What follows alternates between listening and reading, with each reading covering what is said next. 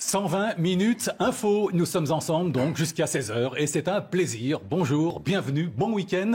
Avec les invités que je vous présenterai dans quelques secondes, eh bien, nous allons faire le tour de l'actualité. D'abord autour de deux grands thèmes. En ce samedi, d'abord la campagne de vaccination et puis le couvre-feu maintenant étendu à l'ensemble du pays. Nous évoquerons aussi la manifestation parisienne contre le projet de loi de sécurité globale et puis bien sûr de la neige dans les 32 départements du pays. D'abord la campagne de vaccination et après s'être inquiété du lent démarrage de cette campagne, eh bien les Français maintenant vont-ils manquer de vaccins? Cette question revient avec récurrence depuis plusieurs jours maintenant. C'est en tout cas la crainte de plusieurs maires des Hauts-de-Seine, tout près de Paris. 12 communes très exactement de ce département francilien ont obtenu le feu vert des services de l'État pour l'ouverture de centres de vaccination communaux, mais elles ne recevront dans un premier temps que 420 doses, une somme totalement insuffisante vis-à-vis de la demande. Voici le reportage. Il est signé Justine Fraissinet avec Fabrice Elsner. Ils attendaient leur tour depuis plusieurs semaines. Dès l'ouverture de la plateforme dédiée ce jeudi, Patrice et Marie-Françoise prennent rendez-vous pour se faire vacciner. Le lendemain matin, patatras, 24 heures après. Votre rendez-vous est annulé. Bravo. On est très déçus de voir qu'on ne sait pas si on pourra être vacciné.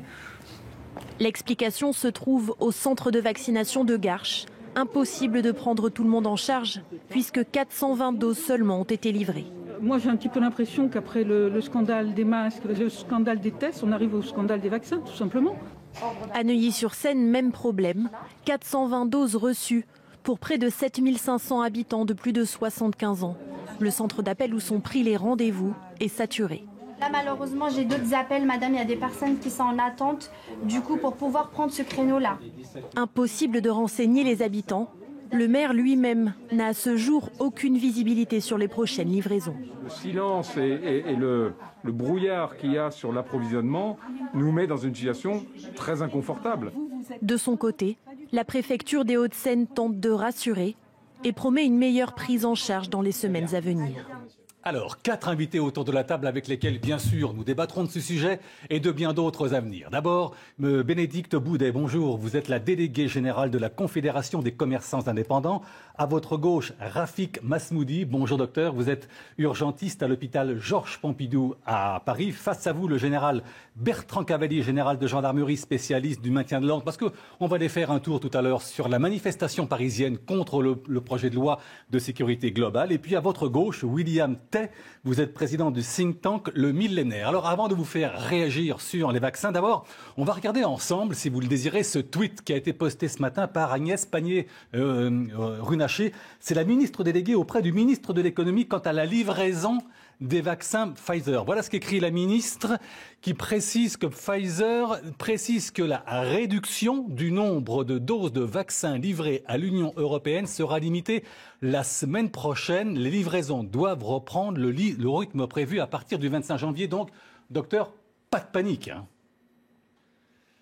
D'après la ministre. Oui, pas de panique. Je pense que moi, je suis très content parce que les semaines dernières, j'étais invité sur vos plateaux, on parlait des personnes qui étaient réticentes au vaccin et maintenant on parle plus des gens qui veulent se vacciner. Déjà, c'est une très bonne nouvelle. Et c'est vrai, je ne peux pas rentrer dans le détail de la logistique, c'est très compliqué. Il y a un seul laboratoire qui fournit ce vaccin-là, il y a le Moderna qui arrive, il y a un autre qui va arriver à la fin du mois. C'est vrai que le seul espoir qu'on a, c'est vacciner, vacciner, vacciner. Voilà. Donc, je pense qu'il faut trouver une solution pour que la logistique suive derrière, parce que tous les centres de vaccination, ils sont prêts. Il y a à peu près plus de 800 centres à travers la France. 833. 833. Donc, il faut y aller. Les professionnels de santé, ils sont prêts. Tout le monde est prêt. Donc, on attend que les vaccins. Mais je pense qu'on a déjà une dose qu'il faut déjà les utiliser, les doses qui existent déjà. Et on va y arriver tous ensemble. Combien imaginez-vous que le nombre de personnes qui pourraient être vaccinées d'ici la fin du mois de janvier? Le ministre, il a dit au moins 1 million, mais je pense qu'on va y arriver. Si on a les doses, on a l'infrastructure pour. Parce que la question, elle est là. Si on a les doses? Normalement, on en a plus d'1 million de doses qui sont déjà arrivées. Et déjà, il faut les utiliser. Oui. Et après, il faut prévoir il ne faut pas oublier les rappels qui doivent être faits dans 3 semaines. Maintenant, on l'a élargi jusqu'à 6 semaines, 8 semaines. Donc c'est vrai qu'on reste toujours dépendant de cette logistique qui est est-ce que c'est le gouvernement qui est responsable ou est-ce que c'est les fournisseurs qui sont responsables? Moi, je suis pas là pour... Moi, ce que je suis content, c'est que l'adhérence à la vaccination augmente et c'est ça qui compte pour nous sur le plan sanitaire. William Tay, on a beaucoup parlé du passeport vaccinal cette semaine pour avoir non seulement accès aux bars, aux brasseries, aux restaurants, mais aussi aux salles de spectacle. Roselyne Bachelot s'est prononcée contre, de nombreux médecins pour. Et votre avis, vous? Est-ce qu'il le faut, ce passeport vaccinal? Déjà, pour qu'il y ait un passeport vaccinal, il faudrait que les lieux culturels et les centres d'animation soient ouverts. En fait, il faudrait corréler à ça. Si effectivement les centres, on commence à rouvrir et qu'on a une inquiétude sur la question de la propagation du virus et du taux de reproduction, éventuellement, on peut mettre en condition de la liberté du coup d'ouverture, une liberté à partir du passeport vaccinal pour que les gens puissent sortir et donc du coup réouvrir. Mais je pense que la principale condition, c'est d'abord, éviter tout reconfinement. 2, commencer à réouvrir petit à petit les commerces, les centres culturels, les cinémas, etc. Je pense qu'on peut ouvrir, on a la capacité de pouvoir le faire. Il suffit juste de respecter un protocole sanitaire. Ce que montre l'étude de Santé publique France, c'est que le confinement n'est pas été efficace. Ce qui est efficace, c'est le couvre-feu. Alors éventuellement, on peut mettre un passeport vaccinal pour les sorties en couvre-feu. Et donc, du coup, associé, ce serait une sorte d'attestation dérogatoire. Est-ce que vous y croyez, vous, docteur, à ce reconfinement? Il y a une tribune parue cette semaine dans Le Monde qui a fait couler beaucoup d'encre, signée de nombreux médecins, notamment le professeur Gilles Pialou, qui disait qu'en fait, le confinement strict et précoce est la seule arme contre la propagation du virus. L'aggravation de la vague actuelle pourrait conduire à un reconfinement. Oui, je suis tout à fait d'accord avec M. Pialou. Mais je pense que la seule solution qu'on a, c'est effectivement accélérer le rythme des vaccinations. Si on veut vraiment ne pas se retrouver à agir dans une situation un peu difficile où les cas sont très importants et l'hôpital est débordé, nous, on a prôné, je parle que sur le plan purement sanitaire, on a prôné le confinement strict à partir du 4 janvier, au moins pendant 4 semaines, qui court, et une vaccination rapide. Et comme ça, on arrêtera ce variant-là qui arrive en France. Il y a les 2 variants qui existent. Mais après, le juste milieu entre les deux, parce qu'un confinement, comme il l'a dit, ça va créer un désastre social et sanitaire. Donc le juste milieu sur le 2, pour le moment... Le couvre-feu, ça a l'air de marcher. L'étude de Santé publique France, ça donne quand même quelques résultats dans les zones qui ont eu un couvre-feu. Il faut trouver un juste milieu. Et bien, par contre, j'espère qu'on n'aura pas un confinement dans 2-3 semaines. Oui, c'est vrai, vous avez évoqué la date du 4 janvier, mais j'ose vous reprendre, c'est le 4 février. Il faudrait espérer attendre jusqu'au 4 février. C'est-à-dire au-delà du couvre-feu, finalement. Non, je parlais du 4 janvier avant la rentrée scolaire, qu'il fallait imposer ça avant de refaire... Pour ce qui est du passeport vaccinal, il va s'imposer. Parce que déjà, il existe en soi, vous prenez un carnet de vaccination quand vous voulez aller dans certains pays, ça va être systématisé pour aller à l'étranger. Et après, comment cela va s'orchestrer à l'intérieur d'un pays comme la France? Parce que si on veut véritablement que les commerces redémarrent, les spectacles, après, ça pose une question en termes de liberté, parce que vous êtes obligé de décliner une partie de votre réalité propre. Mais en termes sociologiques, je crois que cette pandémie va faire bouger les lignes de façon profonde. Alors, Bénédicte Boudet, les commerçants sont maintenant depuis plusieurs mois et pour certains depuis presque 1 an maintenant, prisonniers de ce confinement dans un premier temps, puis de ce couvre-feu. Et ils devraient peut-être faire un 3e confinement d'ici quelques jours, quelques semaines maximum. C'est de plus en plus dramatique la situation. Oui. Entre autres, je dis bien entre autres, pour les commerçants. Oui, tout à fait. Le 3e confinement serait vraiment fatal pour beaucoup d'entre eux. C'est vraiment une angoisse pour beaucoup, en fait. Le couvre-feu, on l'a presque pris avec soulagement, en fait, dans une première partie.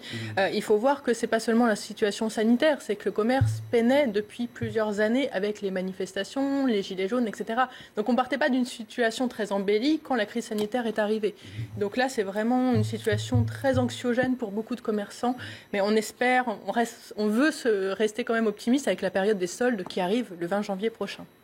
William Tay, qu'est-ce que vous en pensez? Je reviens sur cette tribune publiée cette semaine dans Le Monde. Les médecins disent qu'en fait, nous sommes un pays qui n'a pas su organiser le premier des confinements. D'où la 2e vague en septembre dernier. Oui, tout à fait. En fait, le gouvernement a fait quelques erreurs avec les déclarations d'Agnès Buzyn sur sur le virus provenant de Wuhan, mais il a globalement bien géré le premier confinement. En fait, toute l'erreur originelle date du 11 mai. Au moment où on est déconfiné, on n'a pas imposé le port du masque obligatoire pour faire respecter les gestes barrières, pour limiter la propagation du virus. Et en fait, le gouvernement paye tout ce retard chaque fois du 11 mai. Et à chaque fois, le gouvernement rattrape ces retards par des mesures de plus en plus restrictives en termes de liberté. Et ce sont les Français qui le paient.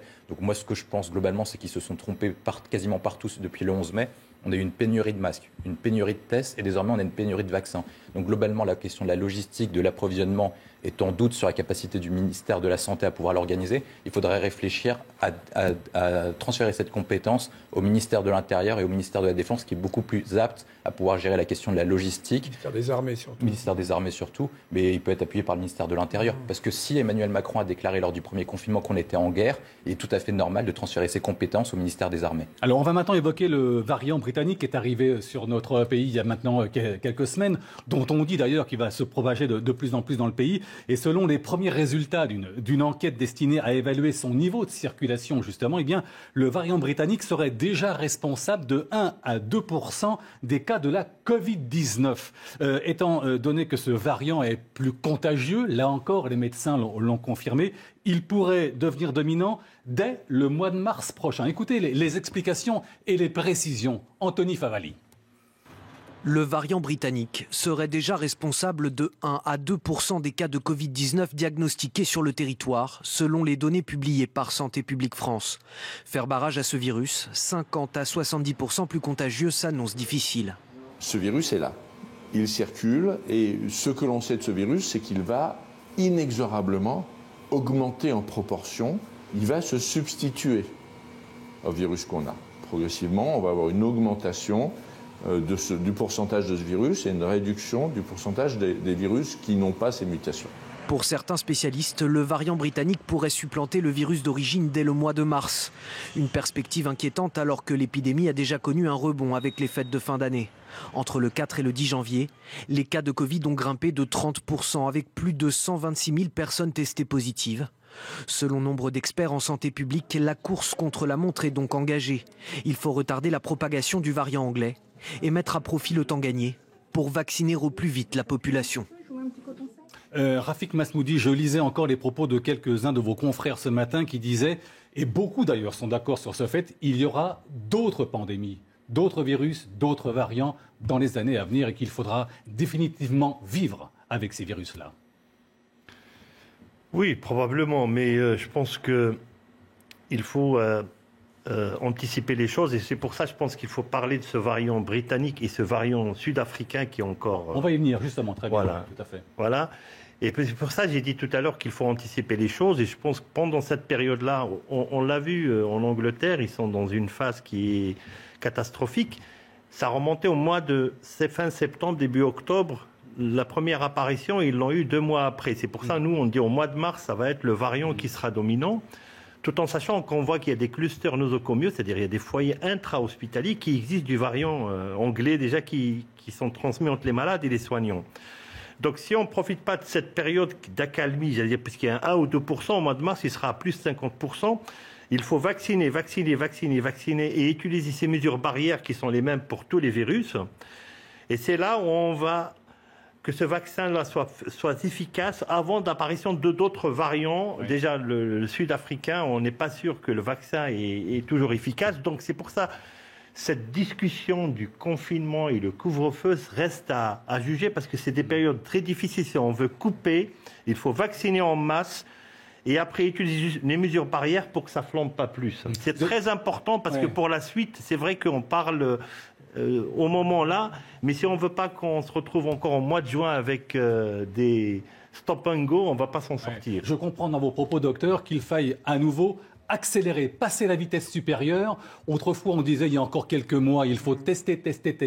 Maintenant, il faut vacciner. De plus en plus, William Tay, pour effectivement, à court terme en tous les cas, à moyen terme maximum, éviter un 3e confinement. Ah oui, tout à fait. Vous avez tout à fait raison. En fait, il y a un principe qui doit être mis en place sur la question de la vaccination. Il y a des personnes qui sont réticentes sur la question du vaccin, il faut les respecter, ils ont des doutes légitimes. Il y a des personnes, par contre, comme vous l'avez montré dans votre reportage, qui veulent se faire vacciner. Et que la liberté doit guider, en fait. On doit favoriser ceux qui veulent se faire vacciner le plus rapidement possible et convaincre ceux qui ne veulent pas se faire vacciner en leur expliquant les bienfaits du vaccin. Sur la question du variant anglais, il y a une question qui doit être posée. quand on part de France et qu'on veut partir en Angleterre, eh ben, on a 14 jours d'isolement. Pourquoi est-ce que ceux qui sont venus d'Angleterre et qui sont venus en France n'ont pas eu ces 14 jours d'isolement? Nous avons un problème depuis le début de cette crise, c'est la question de la maîtrise de nos frontières et des mesures notamment pour isoler ceux qui proviennent et ceux qui sont testés positifs. Parce que pour que le variant ait pu arriver en France, il faut bien que des gens venus d'Angleterre et soient venus avec le virus en France. Pourquoi ils n'ont pas été isolés? Pourquoi ils n'ont pas été testés à l'entrée du territoire français? On aurait pu se mettre ça en place et malheureusement, on va arriver, comme vous l'avez dit, à un variant qui va être dominant, qui est beaucoup plus contagieux. Et je pense que c'est un véritable problème parce que ça va accélérer le taux de reproduction. Et plus le taux de reproduction s'accélère, et comme on a des problèmes de vaccination, et ben du coup, les hôpitaux risquent d'être saturés, comme vous le dites, en mars. Notre camarade et confrère de la rédaction, Florian Tardif, est avec nous. Il va falloir vacciner à nouveau, Florian. Et je disais, passer la vitesse supérieure. Le gouvernement a décidé d'accélérer. Là, il faut accélérer davantage, c'est ça? Oui, c'est l'ambition d'ailleurs du gouvernement. On m'explique au sein du ministère de la Santé que, dans les prochaines semaines, cette campagne de vaccination va s'accélérer. Même si, vous l'avez vu, il va y avoir un problème d'approvisionnement la semaine prochaine avec le vaccin Pfizer-BioNTech. Il y a assez de doses pour l'instant en stock sur le territoire national pour pouvoir continuer la campagne de vaccination. Malgré donc ce défaut d'approvisionnement qui va durer une petite semaine, nous expliquons donc au sein du gouvernement. Vacciner. Vous l'avez rappelé à l'instant, pour éviter à la fois donc une trop grande contagion donc au sein de la population française, mais également éviter de nouveaux variants. Est-ce que de nouveaux variants apparaissent et conduisent potentiellement à une explosion, comme on l'a vu récemment au Royaume-Uni ou en Irlande, du nombre de cas dû potentiellement à de nouvelles mutations qui seraient liées donc à une plus grande transmissibilité. Donc vacciner pour protéger les personnes les plus fragiles dans un premier temps, mais également pour limiter la contagion et limiter donc l'apparition de nouveaux variants. À tout de suite, Florian. Juste, Général Bertrand Cavalier, on vient avec vous dans quelques secondes pour évoquer la manifestation, mais d'abord, vous avez quelques mots sur cette campagne de la vaccination. Sur la vaccination, j'insiste sur un point, c'est que cette liberté du choix sera très limitée. Pour deux raisons. Déjà, tous les voyages à l'étranger, les compagnies aériennes vont imposer la vaccination, de nombreux pays vont imposer la vaccination, et puis je pose le problème de certaines entreprises, voire de certaines administrations. L'armée, va-t-on laisser le libre choix à un militaire de se vacciner ou non?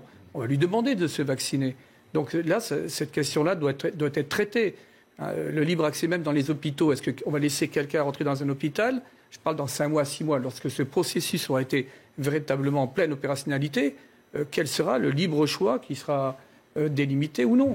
Alors Bertrand Cavalier, évidemment, vous restez avec nous parce que nous allons faire maintenant un tour sur la manifestation parisienne contre le projet de loi de la sécurité globale.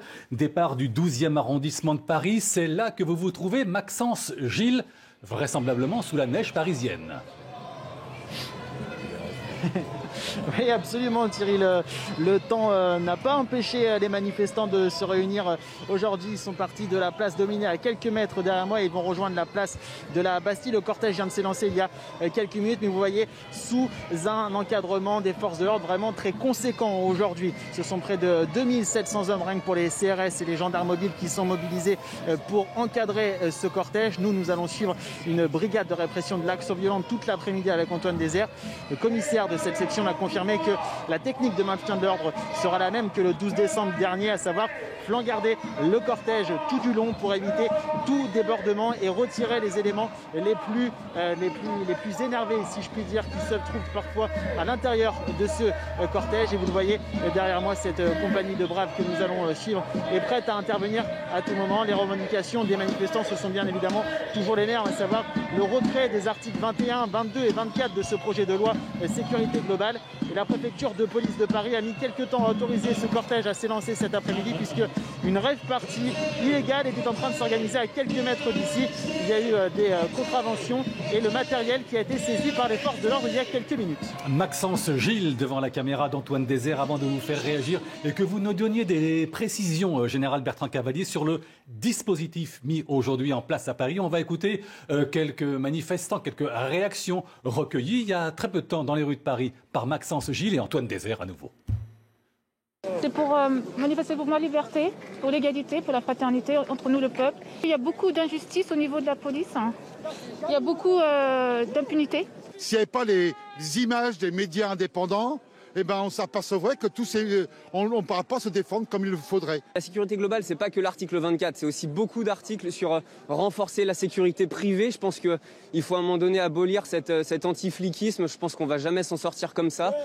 Général Bertrand Cavalier, vous me disiez tout à l'heure que le dispositif actuellement à Paris était sensiblement le même que celui mis en place le 12 décembre dernier. Oui, on est sur une situation qui est quand même très comparable. D'abord, une manifestation avec des effectifs très réduits. On n'est pas sur une manifestation d'ampleur. Là, environ 2000 personnes, ça pourra peut-être monter à 3000, 4000. Mais c'est ultra minoritaire, si vous voulez, en termes d'effectifs, en termes de participation. Deuxièmement, cette menace qui reste permanente de Black Bloc, d'éléments d'ultra-gauche très violents, dont on dit qu'ils sont encore présents aujourd'hui. On verra s'ils pourront agir. Donc, le dispositif qui a été mis en place le 12 décembre dernier, je le rappelle, sur un itinéraire assez comparable, puisqu'environ 3 km, là c'est 2,7 km, c'est un accompagnement par un encagement dynamique, on flanc-garde, on jalonne, on filtre également dans la profondeur. On flanc-garde, ça veut dire qu'on surveille les côtés du cortège. Vous avez d'ailleurs les flancs du cortège. Là où il y a quand même un déploiement important de forces de l'ordre, puisqu'il y a 27 unités de forces mobiles, dont 19 escadrons et 8 CRS, donc gendarmerie mobile et CRS, qui sont répartis côté gauche, les gendarmes, côté droit, les CRS, et donc avec quand même également un dispositif de filtrage dans la profondeur pour déceler éventuellement des individus disposant d'objets destinés à exercer des violences. Et donc, avec cette fois-ci également une reproduction, ce qui avait été développé le 12 décembre, c'est éviter tout agrégat à l'intérieur de la manifestation, maintenir l'homogénéité de la manifestation, mais éviter ces agrégats, donc des interventions latérales avec projection de force, de façon à disloquer ces agrégats pour leur éviter d'agir. Alors ces agrégats, justement, aujourd'hui, donc ces rassemblements en quelque sorte, est-ce qu'ils peuvent être découragés par les conditions météorologiques puisqu'il neige actuellement sur Paris? Alors, on était au départ sur une prévision d'environ 3-4 000 personnes. Sur Haute 5000, là on est à 2000. Alors on va voir parce qu'elle vient juste de commencer. Oui. Et le 12 décembre, on avait eu quand même des gens qui s'étaient agrégés, qui avaient et infiltré la manifestation pendant son développement, sa progression. Oui. Un point très particulier quand même, c'est que cet itinéraire, donc Daumesnil-Bastille, avec Daumesnil et puis rue de Lyon, donc est jalonné de très nombreux magasins. Il y a des supermarchés. Donc là, les forces de l'ordre vont avoir également cette mission d'éviter toute destruction, d'où ce flanc-gardage et ce jalonnement très hermétique, et puis ces unités capables d'intervenir très rapidement. Ouais. Vous avez eu raison, Général Bertrand Cavalier, d'évoquer les commerçants. Ça me permet d'ouvrir une parenthèse importante avec Bénédicte Boudet, parce qu'effectivement, au cours des 12 derniers mois, et même depuis novembre 2018, très exactement, le début des Gilets jaunes, nous étions déjà sur ce plateau pour en parler, les commerçants ont considérablement souffert de tous ces rassemblements devenus quasiment hebdomadaires. Oui, tout à fait. Il y a eu un nombre de samedis incalculable où les manifestations se sont enchaînées. Nous, ce qu'on demande, c'est pas ce qu'on critique, c'est pas le droit de grève ou le droit de manifester, mais c'est aussi le droit de commercer, en fait. Et on a un peu plombé ce deuxième déconfinement, parce on avait une joie de recommencer, surtout avec les samedis de dimanche, de décembre, qui sont vraiment des samedis clés, qui ont été plombés par les grandes manifestations et les violences qui en ont découlé. Donc on a eu beaucoup de casses, vous le savez, dans les grandes villes. Et en fait, la consommation a été bonne dans les villes moyennes, villes rurales, mais dans les grandes villes où il y a eu des manifestations, ça décourageait les familles. Vous n'allez pas aller dans le centre-ville avec des enfants en bas âge quand vous savez qu'il y a une manifestation possiblement violente qui s'organise. Donc ça a été vraiment c'est une grande inquiétude. On est en discussion avec le ministère de l'Intérieur pour justement faire coexister ces deux droits qui sont vraiment capitaux. J'y reviens, c'est-à-dire là, il y a bien entendu une manifestation qui a été déclarée par la coordination qui s'oppose à cette loi sur la violence globale, qui est un fourre-tout. Il y a un agglomérat, c'est très hétéroclite, mais on est dans une démocratie, donc ils ont autorisation pour manifester. Se pose le problème de ces casseurs. Et là, je reviens sur la problématique des commerçants, mais au-delà, c'est que les autorités sont dans un contexte nouveau d'exaspération de l'opinion publique qui ne tolère plus maintenant ces violences. D'où des modes d'action qui sont peut-être plus offensifs de la part des dites forces de l'ordre. Et de tout cela, bien sûr, nous reparlerons dans quelques instants après une pause et notamment des nouvelles conséquences du couvre-feu à nouveau sur les commerçants. Grande prudence, avant de vous retrouver dans quelques secondes, grande prudence si vous circulez actuellement des Hauts-de-France aux départements Auvergnat, 32 départements en vigilance orange en raison de la neige et du verglas. Prudence, merci, à tout de suite. Vous venez à l'instant de nous rejoindre à 14h32. Eh bien, vous êtes les bienvenus avec nos invités. Nous allons aborder les grands thèmes de ce samedi, évidemment. La campagne de vaccination, le vaccin, les retards même de certains vaccins. Nous irons faire également un tour sur la manifestation parisienne contre le projet de loi de sécurité globale. Nous parlerons de la neige, bien sûr. On va parler des variants. Tout à l'heure, d'ailleurs, nous avons parlé et débattu avec nos invités du variant britannique. On va maintenant parler du variant sud-africain. On ne connaît pas encore toutes les conséquences, d'ailleurs, qu'il pourrait avoir chez nous. On va donc écouter les précisions d'Elisa Lukavski. Il s'appelle le 501 V2. Ce variant qui provient d'Afrique du Sud a été repéré là-bas dès le mois d'octobre. Ce variant, eh bien, il a le même profil que le variant britannique. Et si peu de données sont disponibles à l'heure actuelle, le variant sud-africain serait très transmissible. Ce qui inquiète, c'est que contrairement au variant britannique, il pourrait être résistant au vaccin. En effet, si le laboratoire Pfizer a rapidement assuré que son vaccin était efficace face au variant britannique, le variant sud-africain présente, lui, une mutation spécifique que les fabricants du vaccin n'ont pas encore testée.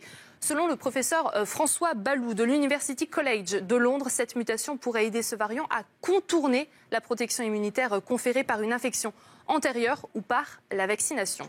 Pour autant, à l'heure actuelle, rien n'indique que cette mutation suffise à rendre le variant sud-africain résistant au vaccin. Pour l'instant, en France, 4 personnes ont été diagnostiquées positives au variant sud-africain du coronavirus, dont une dans le Val-de-Marne. Il s'agit d'une personne qui revenait d'un voyage au Mozambique et qui est actuellement hospitalisée. Suite à cette découverte, l'Agence régionale de santé lance aujourd'hui une opération de dépistage dans 4 villes de la région, Colombes, Maison-Alfort, Bonneuil-sur-Marne et Fleury-Mérogis.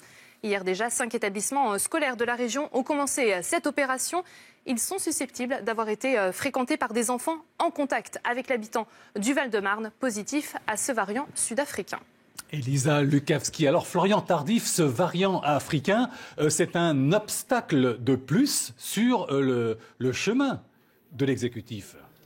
Oui, c'est un obstacle de plus et d'ailleurs c'est ce qui inquiète énormément l'exécutif, ce sont l'apparition de ces nouveaux variants sur le territoire national. Alors pour le moment, cela a été très bien dit à l'instant, il n'y a que très peu de cas de ce nouveau variant sud-africain sur le territoire national, mais voilà, ce variant semble être plus contagieux comme l'est actuellement le variant britannique et il a une mutation sur la protéine spike, vous savez c'est la protéine qui sert pour le virus donc à ce qu'il entre et infecte notre organisme, qu'il entre dans nos cellules et infecte notre organisme. Et cette mutation pourrait le rendre donc moins efficace, pourrait rendre les vaccins moins efficaces. Il y a encore des recherches à ce sujet pour savoir si réellement cette mutation pourrait influer sur l'efficacité ou non donc des vaccins qui sont actuellement disponibles sur le territoire national. Pour l'instant, donc, les recherches continuent et les laboratoires donc concernés, Pfizer, BioNTech et Moderna, ont d'ores et déjà assuré que s'il y avait une mutation qui entraînait potentiellement donc des problèmes avec les vaccins actuellement disponibles, ils pourraient à ce moment-là, eux également, corriger leur vaccin en quelques semaines afin justement à ce que ces vaccins disponibles puissent donc empêcher ce variant de se répandre largement au sein de la population. Merci Florian. Quand on écoute Florian Tardif, Dr Masmoudi, on a l'impression, et quand on lit également tout ce que l'on peut lire autour de ce variant sud-africain, j'ai l'impression qu'on en sait un petit peu plus sur lui qu'on en savait sur la Covid-19 quand elle est apparue il y a 1 an en France. Oui, on a assez de recul maintenant, ça fait bientôt 1 an. La technologie, elle avance, la collaboration entre les nations aussi avance. Donc le génome, on le connaît, et donc dès qu'il y a un nouveau variant, on le détecte assez rapidement. On a eu des milliers de variants depuis l'apparition du Covid-19, et ceux-là, ils sont particuliers parce qu'ils entraînent des mutations quand même qui sont un peu importantes au niveau de la protéine qui se fixe pour rentrer à l'intérieur de la cellule. Le Sud-Africain, il en a 2 par rapport au Britannique. Il est plus contagieux parce qu'il rentre plus vite et il se multiplie plus vite. Et donc, j'espère que le vaccin est toujours efficace. Les données qu'on a actuellement, ils sont rassurantes, mais en tout cas, il y a des travaux qui sont en cours. Et c'est pour ça ce que j'ai dit tout à l'heure, il faut vacciner vite pour qu'on évite l'apparition d'autres variants.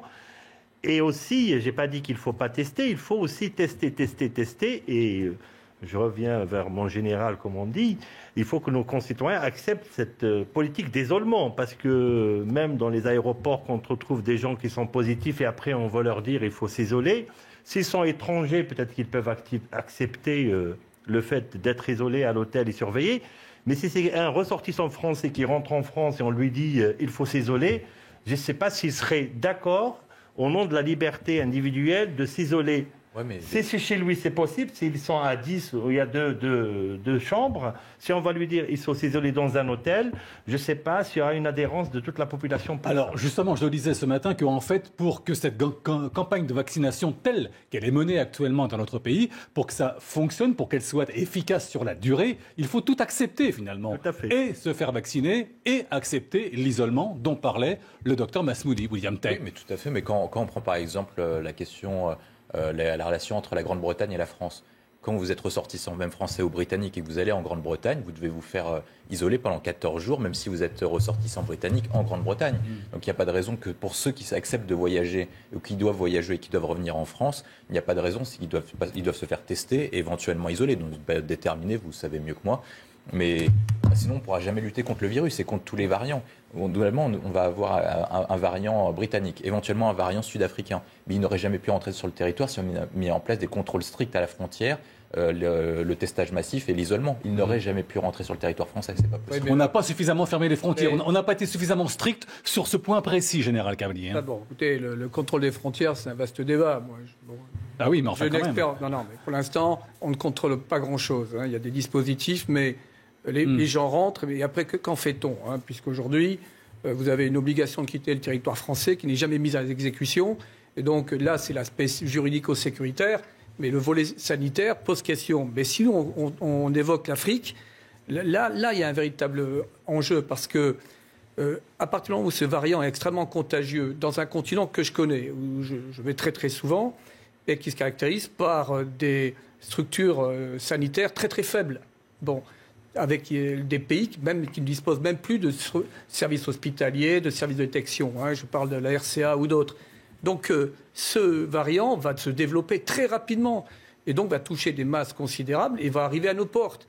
Et va forcément, au travers soit de gens qui rentrent légalement, mais également de ceux qui rentrent et qui sont assez nombreux de façon irrégulière, ça va poser quand même un problème en termes de santé publique.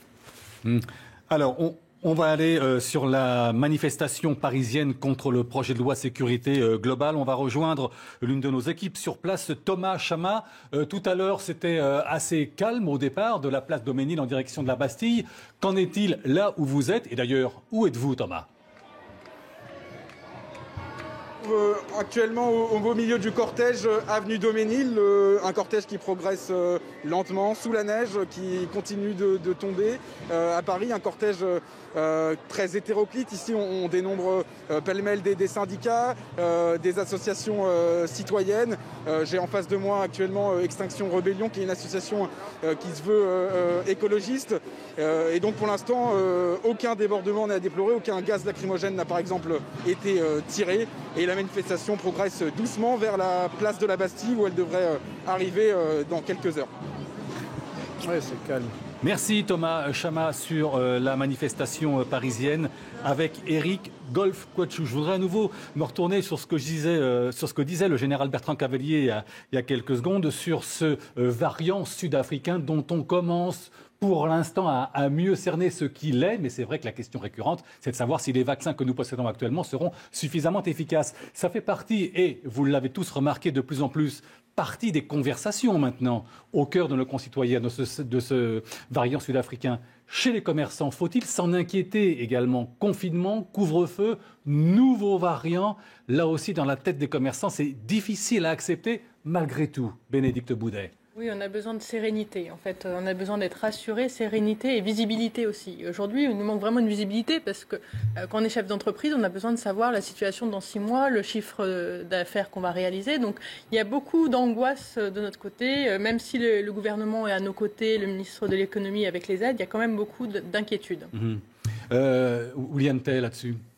Sur la question des commerçants, en fait, le gouvernement doit apporter de la stabilité, de la certitude, de la visibilité. Le problème, c'est que depuis la rentrée septembre, on est globalement sur du stop and go et on n'a aucune visibilité sur ce qui va se faire sur les 3-4 prochains mois. On ne sait pas globalement si dans 2 semaines, on aura un confinement, un couvre-feu avancé à 16h pour contrer un effet goûter ou un effet apéro, je ne sais quel effet.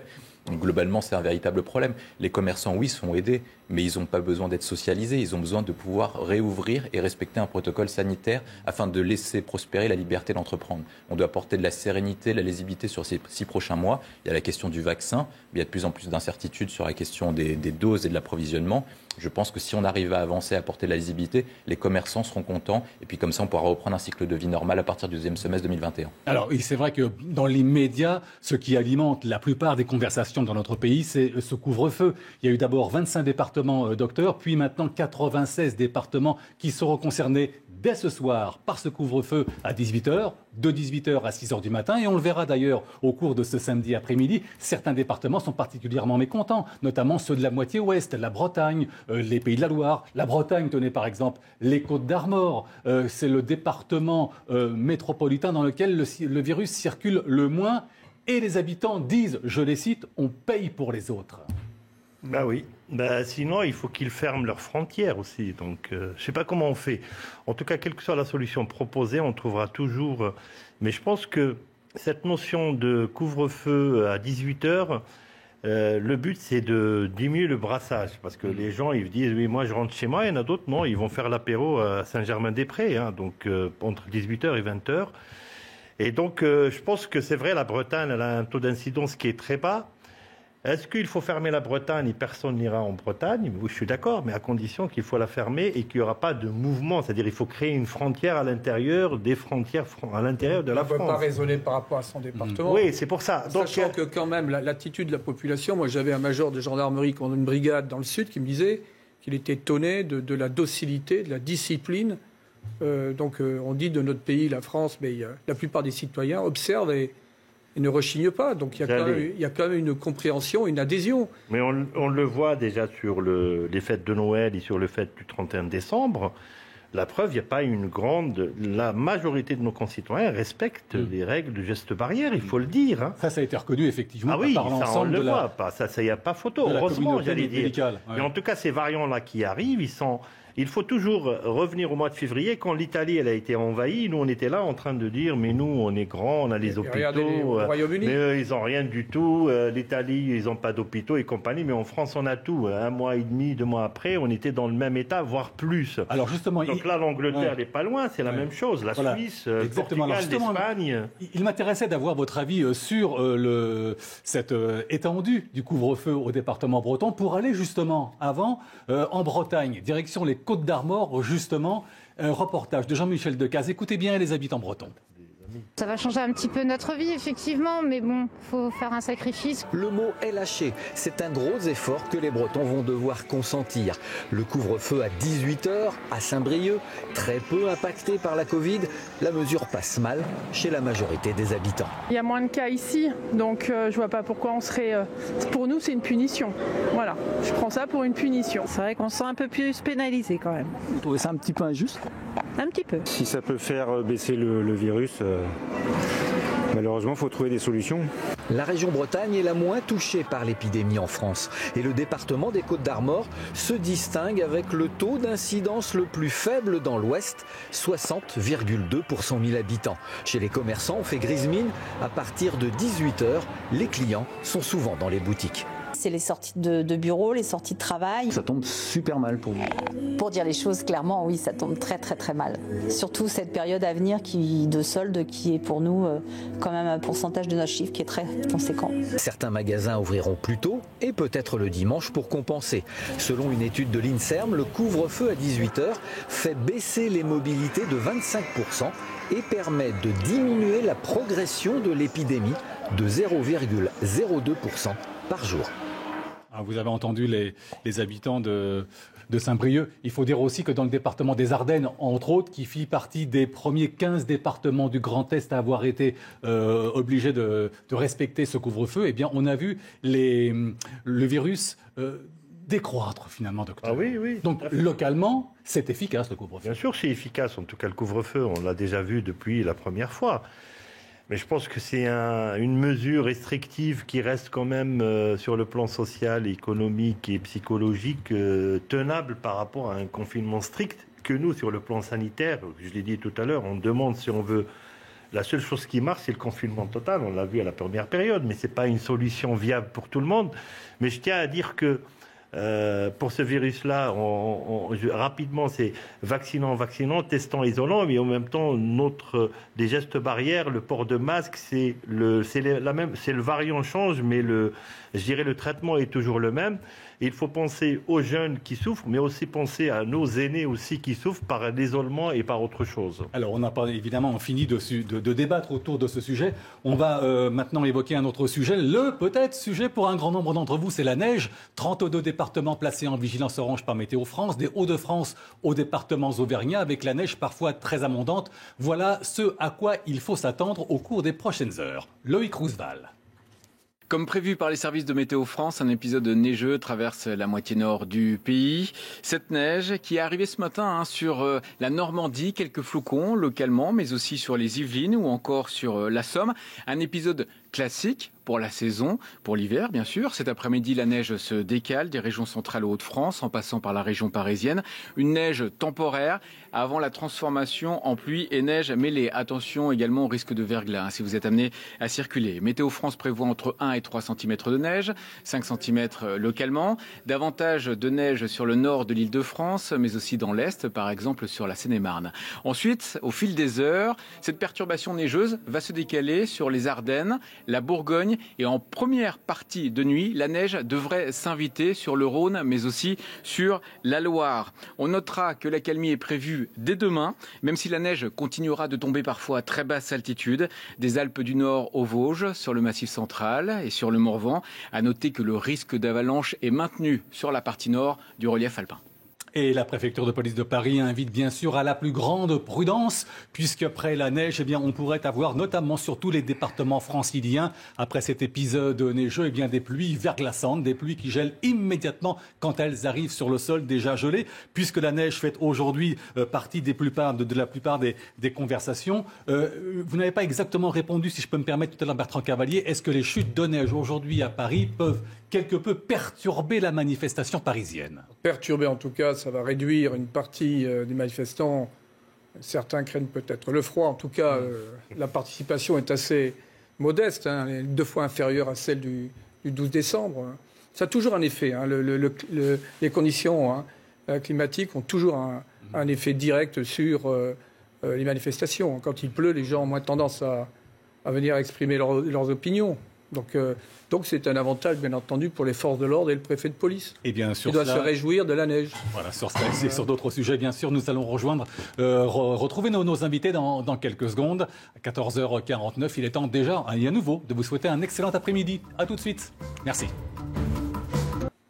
Deuxième heure avec nous et avec nos invités sur la campagne de vaccination, sur le confinement, sur le couvre-feu, sur la manifestation parisienne. Sur le couvre-feu, on a vu précédemment qu'il y avait un certain nombre de maires et même un très grand nombre de maires qui n'étaient pas particulièrement ravis que le couvre-feu s'étale également en direction de leur département. Les départements de la moitié ouest, les départements bretons notamment, jusqu'au Pays de la Loire. Tenez par exemple le maire de La Baule, Franck Louvrier. Écoutez ce qu'il dit quant à ce couvre-feu. L'organisation du couvre-feu est une erreur. Nous n'avons pas la même situation que dans le Grand Est. Ici, dans l'Ouest, les taux d'incidence, la propagation du virus est très faible. Et on ne voit pas pourquoi, à la fois, on a la double peine, c'est-à-dire à la fois, on n'a pas, bien évidemment, les vaccins, et en plus, on est obligé de s'appliquer le couvre-feu alors qu'on a des taux qui sont très faibles. Donc, franchement, ça manque de la part du gouvernement de réalisme par rapport à la situation territoriale et à la situation géographique. Vous imaginez bien qu'aujourd'hui, on est en train de condamner toute une économie. Jérôme Dubu, bonjour, membre de La République En Marche. Il a manqué de quoi? De fermeté, de courage, de décisions strictes et rapides, le gouvernement? Écoutez, on entend tout et son contraire, ce qui prouve que un peu la mesure qui a été choisie, c'est la mesure du juste milieu. On est dans la prolongation de ce qui a été fait sur un certain nombre de départements. Quand Franck Louvrier dit que le taux d'incidence dans son département est faible, oui, mais le département d'à côté, le taux d'incidence est fort. Je regardais un peu les chiffres avant de venir. Je prends l'exemple du département des Deux-Sèvres. On a aujourd'hui un département qui était quasiment épargné et qui aujourd'hui a un taux d'incidence qui est en progression le plus élevé de France. Bon. Donc il faut faire très attention, ça va très vite. demain, dans la Loire-Atlantique, le département de M. Louvrier, on aura peut-être un taux d'incidence extrêmement élevé. D'autant que le couvre-feu a tout de même fait ses preuves, j'allais dire. Il a fait ses preuves en Guyane, je le rappelle, puisque en Guyane, nous avions un couvre-feu qui a été instauré de 17h à 5h du matin, au mois d'octobre, au mois de septembre, et qui a baissé d'un tiers le taux d'incidence. C'est quand même considérable. Il n'y avait pas d'autres mesures, il n'y avait que cette mesure-là. Elle a baissé d'un tiers le taux d'incidence. Bon, ça n'est pas non plus, évidemment, la Guyane n'est pas non plus duplicable à l'ensemble de la métropole, mais enfin, on a quand même maintenant un certain nombre d'exemples qui prouvent que le couvre-feu est une arme modérée, c'est pas le confinement, une arme modérée qui permet d'avoir des résultats. Ce que certains médecins appellent des demi-mesures que même nos voisins européens n'ont pas encore pris. Ça veut dire peut-être, William Tech, qu'il eût fallu que assez rapidement, et même beaucoup plus tôt que prévu, le gouvernement impose un confinement, ce qui semble nous poser au-dessus de la tête, telle l'épée de Damoclès, si dans 15 jours, ça ne va pas mieux. Je ne suis pas d'accord avec eux. Je pense que le confinement n'a pas des effets positifs. En tout cas, ce n'est pas la bonne mesure adéquate. Je pense qu'effectivement, vous avez raison. La meilleure mesure, c'est le couvre-feu. C'est une étude de Santé publique France qui a mesuré le deuxième confinement, qui a montré que le couvre-feu était plus efficace pour limiter la propagation du virus que le confinement, parce que globalement, le couvre-feu est très très bien respecté. Le confinement, avec ses dérogations, à la fois, en fait, c'est pas la mesure la plus adéquate parce qu'on ferme les commerces. Les gens sont quand même dehors. On l'a vu lors du second confinement que les gens étaient quand même à l'extérieur. Et par contre, on bousille complètement notre économie. Alors que le couvre-feu permet de limiter les déplacements à des plages horaires déterminées, mais en même temps de laisser ouvrir les commerces, donc ce qui permet de faire repartir l'économie. Je pense que le couvre-feu est la bonne mesure. Par contre, je mets un point, c'est que le gouvernement, au début de l'année, avait commencé à territorialiser les mesures en se concentrant sur le Grand Est. Le parallèle de la stratégie territoriale, c'est à la fois de mettre des mesures plus restrictives d'un côté, mais dans les départements où le taux de reproduction est moins élevé, de laisser réouvrir en fait. Il faut à la fois faire les deux. Et ça permet aussi d'avoir une carotte et d'avoir des mesures plus territorialisées, plus adaptées à la situation. Parce que le problème c'est que globalement, la France souffre d'un problème d'égalitarisme. On impose une égalité partout. On impose une mesure nationale à tout le monde, alors que les situations ne sont pas les mêmes. Je pense que le gouvernement avait un début de réponse qui était le bon, c'est celui de territorialiser les mesures, mais dans le même sens, il aurait dû réouvrir dans les départements où le taux d'incidence était moins élevé. Jean-Paul Stahl, bonjour. Vous êtes de Grenoble, au CHU de Grenoble, infectiologue. Merci d'être avec nous en ce samedi après-midi. Est-ce qu'il eût fallu, docteur, un confinement immédiat ou un couvre-feu avant et éventuellement un confinement à la fin du mois ?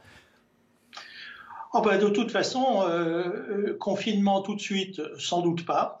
Je ne suis pas sûr que la situation épidémiologique le justifie aujourd'hui. Demain, ma foi, j'en sais rien. J'ai pas de boule de cristal. Et demain dépend de ce que nous faisons aujourd'hui. C'est-à-dire que si le couvre-feu est respecté correctement et sans chercher à contourner, comme on sait si bien le faire en France, on évitera sans doute, et j'espère, un confinement. Si on ne le respecte pas, eh bien, ma foi, on aura un confinement. Il ne faut pas perdre de vue que c'est chacun d'entre nous qui est responsable. C'est pas du tout un gouvernement qui nous infecte. C'est pas une administration qui nous infecte. C'est chacun d'entre nous qui infectons notre voisin. Et s'il y a grossièrement 20 000 cas journaliers en ce moment, c'est bien parce qu'il y a des transmissions à partir d'un individu porteur vers un individu récepteur. Donc il ne faut absolument pas perdre de vue ça, et il ne faut pas se réfugier derrière l'annonce des mesures, je suis d'accord, je ne suis pas d'accord, etc. Le vrai problème, c'est d'éviter qu'un porteur transmette à un récepteur. Ce qui est déstabilisant, docteur, il faut reconnaître, c'est un fait objectif, c'est que même au sein de la communauté médicale, entre généralistes, professeurs de médecine, spécialistes, certains disent, comme vous, que le couvre-feu dans l'immédiat, ça suffit ou ça suffirait, alors que d'autres disent que la seule manière eût été un confinement strict et précoce. Alors, il est assez spectaculaire de voir que depuis le début de l'épisode, si on peut appeler ça comme ça, de l'épisode Covid, il y a à peu près 65 millions d'infectiologues, autant d'épidémiologistes et peut-être encore un peu plus de virologues finalement. Et ça, c'est dans la population générale, mais tout aussi bien dans la population médicale. Donc, il y a des épidémiologistes confirmés et compétents, il y a des virologues confirmés et compétents qui sont dans un conseil scientifique, qui sont au sein de Santé publique France. Alors, par pitié, laissons-les travailler sérieusement. C'est pas des farfelus. C'est des gens qui ont une pleine conscience de leur devoir, une pleine conscience de leur tâche. Arrêtons de critiquer à tout va tout ce qui est proposé. Ce qui est aussi un peu déstabilisant, il faut bien le reconnaître pour nos concitoyens, Jean-Paul Stahl, c'est peut-être de sans arrêt comparer notre situation à celle des pays européens. Il y a encore 48 heures ou 72 heures maximum, on prenait comme exemple l'Espagne et le Portugal qui avaient laissé entre autres leurs restaurants, leurs bars, leurs brasseries et toutes leurs salles de spectacle ouvertes, donc tout se passait bien. Et puis finalement, eh bien, le Portugal se dirige maintenant vers un confinement à nouveau. Absolument, parce qu'en plus, on prend des comparaisons le jour de la comparaison, finalement. Mais on ne prend pas en compte la dynamique, on ne prend pas en compte l'historique et on prend encore moins en compte les phénomènes culturels qui sont bien évidemment très différents si on regarde la Scandinavie et si on regarde l'Espagne. Donc tout ça n'a guère de sens. Ce qui est intéressant, c'est de regarder ce qu'ont fait les autres pays en termes de mesures, en termes d'efficacité, à stade d'épidémie équivalent. Alors ça, oui, et on peut essayer effectivement de rechercher les bonnes idées chez les autres, mais d'être en permanence dans une forme de compétition, ça n'a absolument aucun sens. Merci beaucoup Jean-Paul Stahl d'avoir été depuis Grenoble avec nous en ce samedi après-midi sur CNews. Autre sujet en ce samedi, la manifestation parisienne, on va y revenir dans quelques secondes. Mais d'abord, on va aller du côté des commerçants, rue du commerce, la bien nommée, dans le 15e arrondissement de Paris, avec Quentin Bérichel, vraisemblablement là aussi sous la neige. Du monde déjà avant le couvre-feu ce soir, Quentin, 18h. Thierry, en tout cas, ce qu'on peut vous dire, c'est que les Parisiens sont en nombre dans les rues de Paris depuis ce matin. On se retrouve rue du Commerce, justement depuis 11h avec Sarah Varny. Et ce qu'on peut vous dire depuis ce matin, c'est qu'il y a du monde, notamment des files d'attente devant les commerces de bouche, devant les différents magasins ici. Rue du Commerce, c'est une rue extrêmement passante en des samedis. Souvent, les samedis, les gens font leurs courses. Et ce qu'on peut vous dire, c'est que les gens ont peut-être un petit peu anticipé ce couvre-feu à 18h pour ne pas se retrouver dans une situation compliquée. Une situation compliquée à l'intérieur des magasins pour ne pas engorger justement les commerces à l'approche du couvre-feu. Une situation compliquée aussi pour ne pas sortir des magasins après 18h et se retrouver donc dans une situation illégale donc après 18h. Justement, on est allé poser la question à ces Parisiens en ce matin. Je propose d'écouter leur réaction au micro de Sarah Varny. Moi, je pense que je vais rentrer vers 18h, mais bon, je ne serai pas à 18h chez moi directement, quoi. Je n'ai jamais respecté ce confinement, simplement parce qu'il n'y a pas de flics dans la rue, donc on peut faire un peu ce qu'on veut. Et je ne pense pas que 18h change quoi que ce soit pour moi, donc voilà. Très compliqué, je travaille le matin, j'ai une heure de pause là, je prends vite quelque chose comme ça, je vais faire à manger à mon fils, je vais faire les courses et je retourne travailler jusqu'à 7h.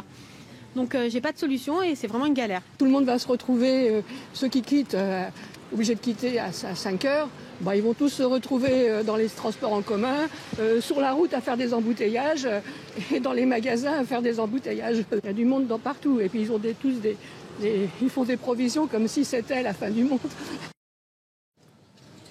Voilà, la question qui va se poser aussi, c'est pour les commerçants, à quelle heure vont-ils fermer ce soir? Il faut fermer avant 18h, mais pas trop tôt, justement, pour ne pas perdre trop de chiffre d'affaires et de clients. La question, elle va se poser, la réponse à l'approche de ce couvre-feu à 18h. Quentin Bérichel avec Sarah Varny. Dans quelques instants, dans quelques secondes, on va aller faire un tour à Paris, dans les rues de Paris, entre le 12e et le 11e arrondissement de Paris, entre Daumesnil et la place de la Bastille, pour le cortège, nouvelle manifestation contre le projet de loi de la sécurité globale. On en reparlera bien sûr avec le général Bertrand Cavalier qui est avec nous depuis 14h, et puis avec l'avocat Laurent Franquinard. Bonjour. Bonjour. Vous êtes avocat spécialiste de la défense des forces de l'ordre. Est-ce que vous avez, avant qu'on aille à Paris, général, quelques précisions sur ce qui se passe actuellement entre Daumesnil et Bastille? Alors le cortège progresse normalement, un peu étiré cependant, ce qui peut poser problème puisque dès lors que le cortège est étiré, il peut y avoir des infiltrations d'éléments extrémistes. Il y a eu 9 interpellations qui se sont produites pendant cette phase de filtrage dans la profondeur. dont des personnes qui étaient porteuses d'objets incendiaires. Voilà, mais sinon, c'est très encagé, très accompagné. Et puis le rapport des forces, il faut le dire, est quand même favorable. Alors, on va voir ce qui se passe très précisément dans un des quartiers entre le 12e et le 11e arrondissement de Paris avec Thomas Chama et Eric Golf-Quatchou. Donc, que se passe-t-il? Décrivez-nous bien ce qui se passe actuellement là où vous êtes, Thomas. Eh bien, nous sommes actuellement toujours avenue Daumesnil. Le cortège progresse très doucement. Il se passe plutôt correctement. La manifestation est très encadrée par la police. Devant, ce sont les syndicats et leurs services d'ordre qui se chargent de faire progresser lentement ce cortège. Un cortège très hétéroclite composé à la fois de collectifs citoyens, de syndicats, de journalistes, mais aussi d'associations humanitaires. Qui revendiquent le droit à l'information et la lutte contre les violences policières. Un cortège donc qui progresse toujours très doucement vers la place de la Bastille. Voilà. Avenue Daumesnil dans le 12e arrondissement, Thomas Chama avec Eric Golf-Quatchou. Laurent Franquinard, avocat spécialiste de la défense des forces de l'ordre. Est-ce qu'il n'est pas dommage, une fois encore, d'assister à une nouvelle manifestation? Et ce n'est pas terminé, puisque tout à l'heure, le général Bertrand Cavalier nous disait qu'une nouvelle manifestation se préparait le 30 janvier prochain. Oui, c'est dommage effectivement parce que dans notre pays, on voit aujourd'hui une crise d'adhésion à la règle. Et ce type de mouvement milite en faveur du défaut d'adhésion à la règle, ce qui est assez dramatique. Vous avez entendu tout à l'heure sur le couvre-feu des gens qui disent « mais j'ai jamais respecté le confinement, je ne respecte pas le couvre-feu parce qu'il n'y a pas de flics, il n'y a pas de contrôle et donc je m'en moque ». Donc aujourd'hui, on a une crise d'adhésion à la règle et le système démocratique, il fonctionne quand le citoyen comprend la règle, l'accepte et la respecte. Et ce type de mouvement milite en faveur du défaut de respect. Et c'est dangereux sur le plan démocratique. Mais alors ça veut dire qu'on ne respecterait de moins en moins et la règle, comme vous dites, et le confinement, et le couvre-feu, et le port du masque? C'est un ensemble qui a des répercussions très pratiques, puisque moi, mes clients, policiers et gendarmes, me disent on ne peut plus faire un contrôle routier sans avoir des refus d'obtempérer, des gens qui foncent sur les policiers et les gendarmes. Tous les jours, plusieurs fois par jour, on ne peut plus arrêter une voiture dans notre pays parce que la règle n'est plus respectée. Et à force de prendre 5 noms et de dire que la police est forcément violente, on prend Adama Traoré, on prend quelques noms comme ça et on dit la police est violente, on oublie que la police c'est 8000 interventions par jour, que ces 8000 interventions, elles se passent extrêmement bien parce que les policiers sont très professionnels et on oublie de dire que la règle qu'on essaye de faire appliquer, c'est une règle qui est bonne pour tous. Donc je pense que ces militantismes-là sont très dangereux. Je vous ai vu hocher la tête, Jérôme Dubuc, lorsque je parlais qu'il y avait de moins en moins de respect thème par thème. Oui, non, mais je trouve qu'il ne faut pas faire un amalgame entre ce qui se passe sur la lutte contre la pandémie et puis les phénomènes de société que l'on connaît, notamment celui-là, c'est pas tout à fait la même chose. D'ailleurs, moi j'observe que globalement, les Français ont plutôt pas mal respecté et les confinements passés et les couvre-feux actuels. Il y a toujours des exceptions, vous allez trouver cette rave party, etc. Bon, c'est tout à fait dommageable, mais enfin, 99% des gens respectent les règles du confinement et les règles du couvre-feu. Donc, cette affaire de manifestation, c'est vraiment, à mon avis, totalement différent. C'est pour ça que j'ai mis un petit bémol sur ce que vous avez dit. J'en partage la philosophie, mais j'ai mis un petit bémol pour ne pas faire d'amalgame sur le sujet. Quant à cette manifestation, les gens ont le droit de manifester, c'est un droit constitutionnel. Bon, voilà. Simplement, une nouvelle fois, les commerces ont dû fermer le long de cette manifestation. Quasiment tous les samedis depuis presque 2 ans à Paris, les commerces, une partie des commerces a dû fermer parce qu'il y avait des manifestations, parce qu'il y avait des incidents, parce qu'il y avait des émeutes.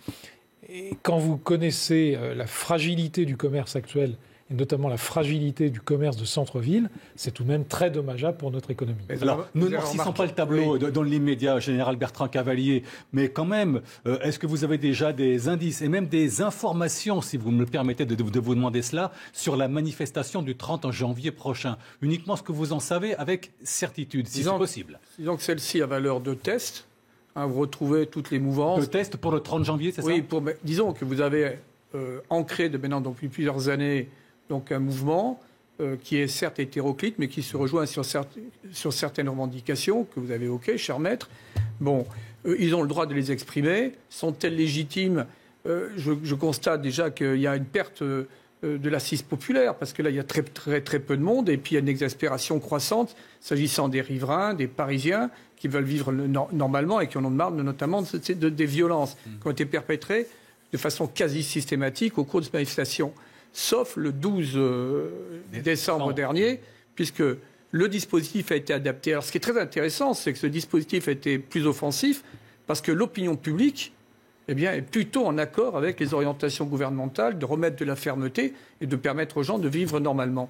Donc maintenant, dans la durée, je ne sais pas ce qu'on peut augurer sur vraiment les centres d'intérêt de l'opinion. Je crois que l'opinion, elle est plutôt sur le retour de l'économie, sur le travail, sur ces problèmes de fond, plutôt que sur ces revendications qui me semblent assez marginales, somme toute. D'accord là-dessus, maître ? Je ne sais pas, je pense qu'il y a certaines parties de l'opinion qui adhèrent totalement à ces groupuscules et à la philosophie qu'il y a derrière, à l'idéologie qu'il y a derrière. Hélas, dans les quartiers, dans la jeunesse, aujourd'hui, quand on demande à un jeune s'il respecte la police, la réponse va être systématiquement négative, et c'est très grave, c'est très inquiétant. Moi, je vois un défaut d'adhésion, et je vois des policiers, surtout dans mon bureau, des policiers qui ne peuvent plus du tout effectuer leur travail. Plus du tout. Ils ne peuvent plus faire un contrôle sans que ça se passe mal. Ils ne peuvent plus faire ne serait-ce qu'un contrôle d'identité sans se faire insulter. C'est extrêmement difficile pour eux parce que on parlait des interpellations qu'il y a eu tout à l'heure. On vous dit qu'il y a eu 9 interpellations parce que les gens viennent dans des manifestations avec des engins incendiaires. C'est pourquoi les engins incendiaires ? C'est pour les lancer sur des policiers. Sur des policiers qui prennent leur travail, qui s'habillent, qui vont juste faire un boulot de sécurisation d'un cortège, et eux, on va leur lancer des cocktails Molotov dessus, et s'ils brûlent, on va applaudir. C'est un peu délirant, si vous voulez. On assiste à des choses qui sont un peu délirantes. Jérôme Dubuc. Oui, sur les tendances de l'opinion que vous avez décrites tout à l'heure, je confirme ce que vous dites. Il y a un sondage qui est fait tous les ans par l'IFOP sur les grandes thématiques qui sont sensibles dans l'opinion française. Les deux qui progressent aujourd'hui en pleine pandémie. Donc on pourrait croire que c'est l'économie, le pouvoir d'achat, le chômage, etc. Non, les deux thématiques qui progressent largement, c'est le besoin de sécurité et c'est la lutte contre l'islamisme. La lutte contre l'islamisme a fait plus 12 points et le besoin de sécurité a fait plus 10 points. Tous les autres thématiques sont en baisse. Ça prouve bien qu'il y a une inquiétude très forte sur ces deux thématiques dans l'opinion publique et le gouvernement doit y répondre, bien évidemment. Alors, on va marquer une petite pause, mais on va d'abord regarder ces images de neige, puisque Météo France a placé en tout début d'après-midi 32 départements en vigilance orange qui s'étirent des Hauts-de-France aux départements auvergnats en raison de la neige, du verglas, des pluies verglaçantes. La neige qui a commencé à tomber très tôt ce matin sur les Hauts-de-France et sur quelques départements normands, puis sur la région parisienne où localement, elle tient au sol. Et puis, beaucoup plus tard, la neige recouvrira également l'ensemble des départements s'étirant de la région Centre-Val-de-Loire en direction des départements auvergnats. Grande prudence, car souvent, après les chutes de neige, surviennent les pluies verglaçantes. On va se retrouver dans quelques secondes, bien sûr, avec tous ces sujets qui ouvrent l'actualité de ce samedi, bien sûr. Avant, on va écouter ensemble À l'écoute du monde. À tout de suite. Je vais demander un café. 15h30, au cœur de ces 120 minutes d'infos sur CNews en ce samedi après-midi, la campagne de vaccination, le couvre-feu, le confinement, bien sûr. Et puis Florian Tardif, immédiatement. Florian, vous avez des informations émanant du laboratoire Pfizer.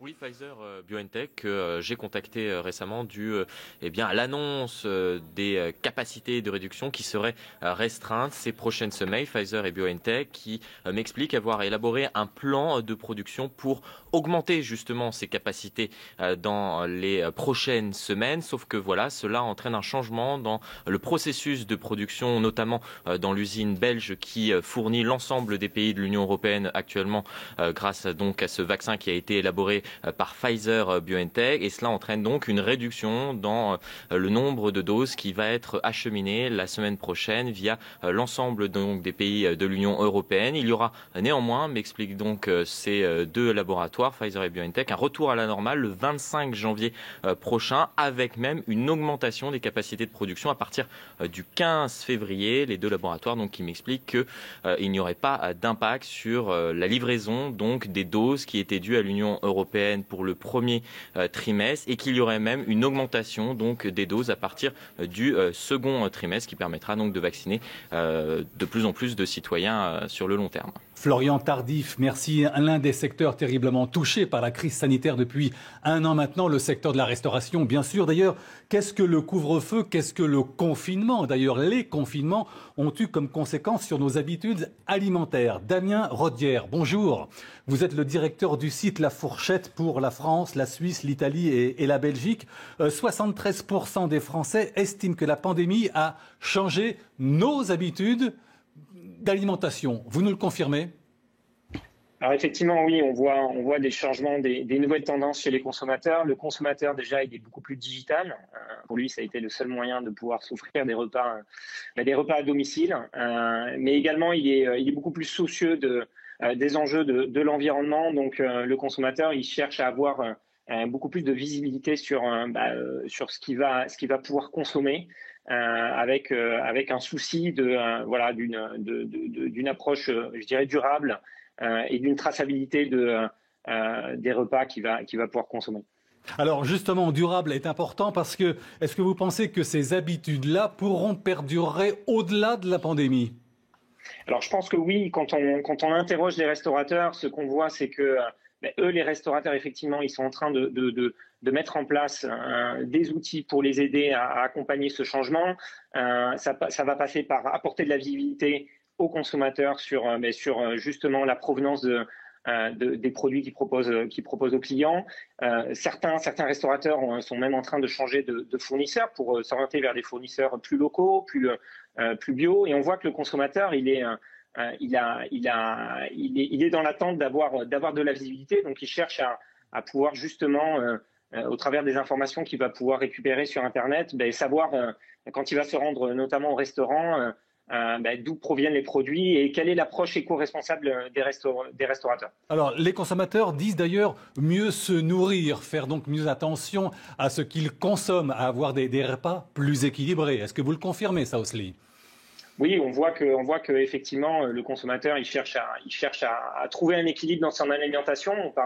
On dit qu'aujourd'hui l'alimentation c'est aussi un moyen de se soigner. Donc il est beaucoup plus attentif à ce qu'il va manger, à diversifier son alimentation, à aller vers des produits parfois souvent plus qualitatifs. Et ce que constatent particulièrement effectivement les restaurateurs également, et qui souhaitent répondre à ces enjeux et à cette demande des consommateurs qui évolue.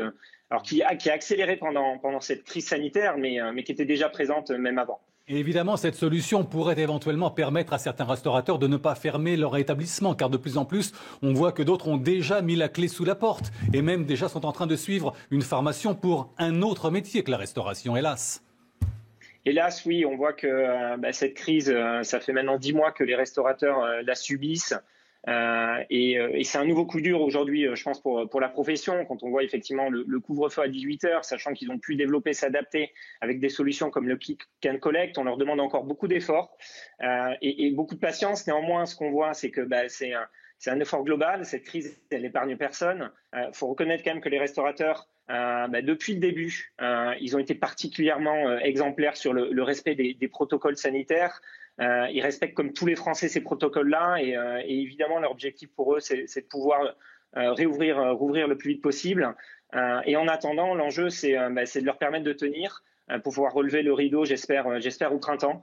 On verra ça, mais aujourd'hui effectivement il faut que le gouvernement continue continue d'apporter des aides pour permettre au maximum de restaurateurs de pouvoir rouvrir leur établissement dès que cette crise sera derrière nous et que le vaccin aura fait ses effets. C'est effectivement ce qu'on leur souhaite. Merci beaucoup, Damien Rodière, d'avoir été ce samedi après-midi au cœur de CNews.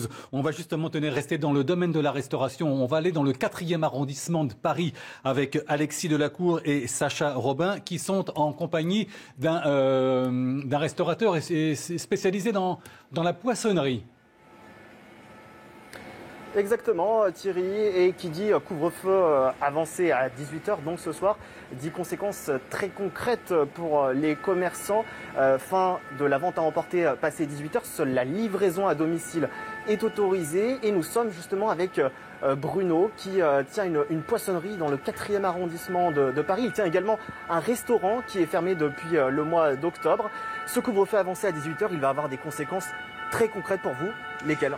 On les aura sur un chiffre d'affaires qui va vraiment se réduire puisqu'on a une vraie clientèle qui sont quartiers, qui viennent le soir après le boulot. 19 jusqu'à 19h30, on recevait quand même pas mal de monde. Là, on s'inquiète un petit peu. On les a pas vus arriver aujourd'hui en espérant qu'ils vont venir plus tôt et qu'ils vont pouvoir s'arranger aussi. Comme nous, on va essayer de s'arranger de ce côté. Ces 2 heures de 18h à 20h, elles sont cruciales pour vous ? Elles sont très importantes parce que déjà, on nourrit des gens de notre quartier. Donc c'est assez important de façon à garder aussi ce contact avec la clientèle de proximité. Et puis surtout une perte de chiffre d'affaires qui va être de l'ordre de 15 à 20%, de 15 à 20%. Donc ça va être assez dur. Comment vous avez prévu d'adapter votre fonctionnement justement pour pouvoir tenir ? On va essayer déjà d'annoncer aux gens qu'on va être ouvert toute la journée. On pensait fermer les dimanches, on va rester ouvert le dimanche toute la journée. On va essayer d'avoir un 2e poissonnier pour éviter qu'une queue se propage dans la rue et qu'on puisse servir tout le monde et qu'il y ait toujours cette distanciation qui est très importante par rapport au Covid. D'accord, et comment vous vivez cette situation ? C'est un nouveau coup dur pour vous ou pas ? Oui, maintenant notre Premier ministre nous a annoncé que c'était pour 15 jours. Soyons capables d'assumer ces 15 jours et puis de voir après ce qui va se passer. Mais ce qui serait important, c'est qu'on puisse nous annoncer vraiment une date où on puisse repartir avec tout le monde et qu'on puisse redémarrer vraiment. Parce que le stop and go, c'est quand même assez difficile. Au départ, on peut le comprendre, on peut l'assimiler, mais au bout d'un moment, la raison économique va nous faire perdre un peu la tête et on va se poser d'énormes questions. Donc que notre Premier ministre et notre Président puissent quand même nous annoncer des choses beaucoup plus concrètes et qu'on puisse avancer pour l'année 2021. Merci beaucoup Bruno, et vous l'avez compris, donc ces commerçants qui réclament désormais un peu plus de visibilité pour voir l'avenir plus sereinement. Alexis Delacour avec Sacha Robin dans le 4e arrondissement de Paris. On l'a entendu, ce gérant d'une poissonnerie, Jérôme Dubu, ils en appellent d'une façon générale d'ailleurs, les restaurateurs, encore et encore à l'exécutif. Donc essentiellement, évidemment, à Olivier Véran, Jean Castex, et puis au ministre de l'économie et des finances, Bruno Le Maire, qui doit encore en rajouter pour les aider. Oui, vraisemblablement, c'est très compliqué pour eux. Tous les métiers de bouche, de restauration, d'hôtellerie, du secteur des spectacles, etc. Bon, ce qui a été dit par Bruno Le Maire va quand même dans un très bon sens. D'ailleurs, ça a été reconnu par l'ensemble des professionnels et des fédérations professionnelles. Le fonds de solidarité va être réorienté sur l'ensemble de ces professions. Les charges qui n'étaient pas toujours prises en compte, notamment les loyers, vont être prises en compte dans le calcul des indemnités. On va monter le plafond jusqu'à 3 millions d'euros par mois, ce qui est assez considérable néanmoins. Et tout ça va coûter 4 milliards d'euros par mois à l'État. Alors, ce n'est pas une situation extrêmement favorable, puisque on a des secteurs entiers de l'économie, des secteurs qui relèvent du marché, qui ne sont pas des secteurs publics, qui sont sous perfusion d'argent public. Donc ça n'est pas une situation extrêmement favorable, évidemment, pour l'économie. Mais moi, j'ai apprécié ce qu'a dit ce poissonnier, parce que, bon, il dit que c'est difficile, etc., qu'il va faire un effort pendant 15 jours. Il essaye de s'adapter, c'est ça qui est intéressant. On a vu qu'il voulait ouvrir le dimanche, très bien. Il faut que les préfets donnent la possibilité à tous les commerçants de pouvoir ouvrir le dimanche s'ils le veulent. Et il faut aller vite pour le mois de février. Alors pour le mois de janvier, les commerçants peuvent utiliser les 12 jours, les 12 dimanches du maire, mais au mois de février, il faudra faire en sorte, si la situation continue, il n'y a pas de possibilité, à mon avis, qu'elle évolue très rapidement. Donc il faut prévoir dès maintenant que tous ces commerçants puissent ouvrir le dimanche sans autorisation et sans prendre sur les 12 dimanches du maire. Puisque beaucoup de commerçants, si l'on ajoute tous les mois pendant lesquels ils ont été fermés, on arrive à 10 mois sur une année complète. Il faut donc effectivement peut-être ouvrir ou rouvrir le dimanche, William Tay. Oui, réouvrir le dimanche, et puis j'en parlais tout à l'heure, c'est aussi réouvrir dans les endroits de départements où le taux de reproduction est moins élevé.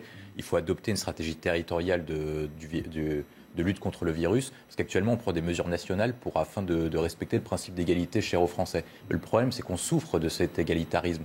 Globalement, on aurait pu confiner les personnes à risque, mais on n'a pas souhaité le faire pour confiner tout le monde lors du premier confinement et lors du deuxième reconfinement. Ensuite, après, on a adopté au début d'année une stratégie territoriale pour pour avancer le couvre-feu à 18h sur la région Grand Est. Mais pourquoi est-ce qu'on n'a pas gardé cette logique, si la circulation du virus est importante dans le Grand Est, pour réouvrir à l'Ouest afin d'offrir une perspective aux Français ? Les commerçants, ils cherchent actuellement une perspective de la lisibilité du ils en ont marre du stop and go. Ils veulent globalement qu'on avance vers un calendrier qui soit lisible et stable. Si on garde le couvre-feu globalement comme mesure, parce que c'est la mesure la plus efficace pour lutter contre la propagation du virus, oui, mais il faut prendre des mesures pour libérer le travail et permettre la liberté d'entreprise. Oui, mais rouvrir dans l'Ouest aurait été difficile, Jérôme Dubuis. Je comprends ce que vous dites. D'abord, l'Ouest n'était pas touché par le couvre-feu à 18h. Il était à 20h comme l'ensemble du territoire. Simplement, ce que vous voyez, c'est que la progression va d'Est en Ouest. La progression de la pandémie va d'Est en Ouest. Et vous voyez avancer cette pandémie petit à petit vers les départements de l'Ouest. Vous voyez que l'Île-de-France, Paris, les chiffres étaient plutôt bons depuis la fin du deuxième confinement. Ils sont en train de se dégrader à nouveau. Ça devient mauvais, là, et petit à petit, on voit la progression vers l'Ouest. Donc, je vous ai cité tout à l'heure le département des Deux-Sèvres qui est très significatif. Donc, pour le moment, on ne peut pas soulager le couvre-feu sur les territoires et les départements qui l'ont mis en place à 18h il y a une dizaine de jours. C'est pas possible. La situation est encore trop tendue. Regardez les Alpes-Maritimes. Le taux d'incidence est extrêmement fort. C'est l'un des plus forts encore de la France. Et donc, il n'est pas question aujourd'hui de lever ce couvre-feu. Donc, sur l'Ouest, effectivement, on peut dire, alors aujourd'hui, il y a effectivement des gens qui payent un peu pour les autres. C'est compliqué parce que d'abord, les gens bougent. Premièrement, ils voyagent, etc. Donc, oui, mais il y a très peu de déplacements interrégionaux. Vous savez que la pandémie voyage aussi, malheureusement. Et puis, malheureusement, la pandémie va très très vite. Très très vite, en 48 heures, ça peut se dégrader. Donc c'est compliqué. Moi, je souscris à ce que vous dites, mais c'est très compliqué. La mise en place est extrêmement difficile. Un confinement, un couvre-feu établi maintenant à l'ensemble des 96 départements métropolitains.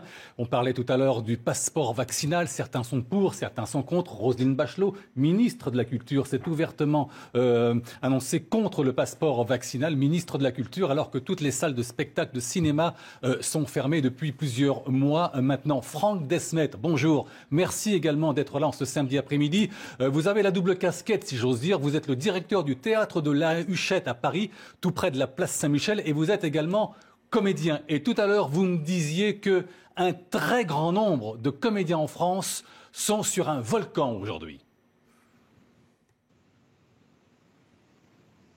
Franck Desmet, est-ce que vous m'entendez, Franck? C'est précisément la perspective. Oui, je vous entends très bien. Alors, on va vous rappeler, Franck, par téléphone, parce qu'il semble effectivement que la liaison soit mauvaise pour l'instant, alors que le musée du Louvre, tenez, on va se rendre dans l'un des plus beaux musées du Louvre, l'un des plus visités au monde, évidemment fermé, mais quand même, on y travaille au cœur de ce musée absolument exceptionnel. Reportage. C'est un chantier colossal, en plein cœur du musée du Louvre. Au département des antiquités égyptiennes, les artisans inspectent les peintures murales. La vraie verticale de la pierre, elle est ici. On revient sur tel détail, on fait un essai. Si ça ne marche pas, on défait. On n'aurait pas eu forcément ce temps-là si nous avions été dans le calendrier contraint. Les restaurations se font habituellement le jour de la fermeture, mais la pandémie a tout changé. Et effectivement, surtout dans un cas aujourd'hui où c'est le mardi répété tout au long de la semaine. Même la Joconde profite du calme des lieux. Une parenthèse mise à profit par le personnel en attendant le retour des visiteurs. On apprécie aussi les salles sans visiteurs, évidemment, parce que c'est un grand privilège de pouvoir se promener dans le musée quand il est fermé. Mais ce n'est pas le but quand même de notre activité. Nous, on aimerait bien que le musée réouvre, tout simplement. En 2020, la fréquentation du Louvre a baissé de plus de 70% par rapport à 2019. Pour l'heure, aucune date de réouverture des lieux culturels n'a été annoncée par le gouvernement.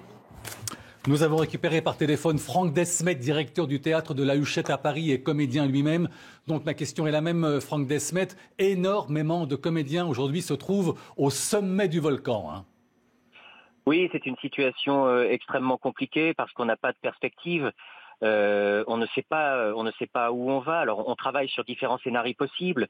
Une dégradation massive de la situation sanitaire qui ne peut jamais être exclue, ou alors une amélioration nette avec des indicateurs qui reviendraient à ceux attendus avant le 15 décembre, mais c'est peu probable, ou alors une amélioration intermédiaire, et c'est peut-être là-dessus qu'on doit travailler.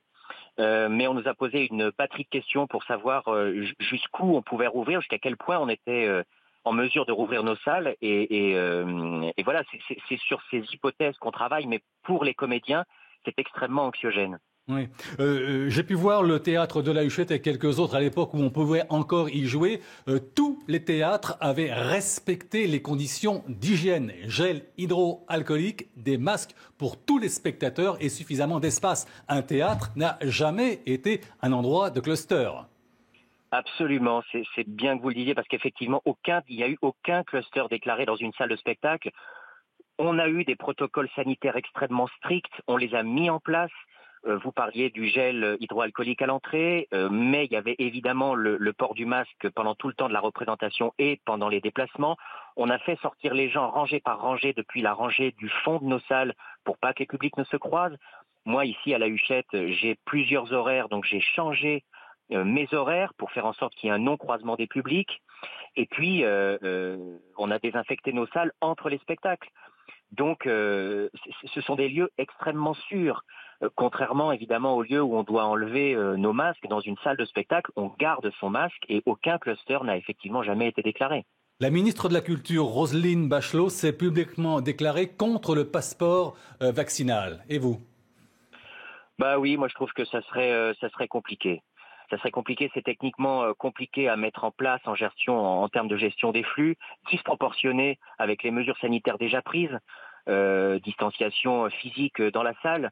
Je crois que ça suffit. Et puis, vous vous rendez compte, demander son passeport à quelqu'un et priver quelqu'un d'un spectacle parce qu'il n'aurait pas son passeport vaccinal, quand on sait en plus, en tout cas c'est ce qu'on entend, qu'il y a des gens qui ne peuvent pas être vaccinés parce qu'il y aurait des effets secondaires sur certaines personnes. On est